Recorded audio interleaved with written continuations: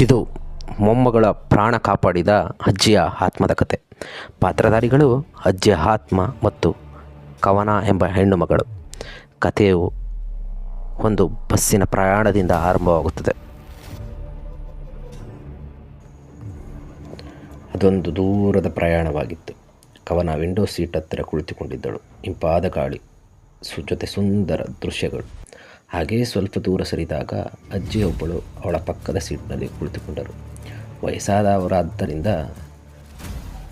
ಕಾರಣ ಎಲ್ಲರಲ್ಲೂ ಮಾತನಾಡಿಸುವ ಹಂಬಲ. ಆದ್ದರಿಂದಲೇ ಅಜ್ಜಿ ಕವನದಲ್ಲಿ ಮಾತನಾಡಿಸಬೇಕಾಗಿ ಚಡಪಡಿಸುತ್ತಿದ್ದರು.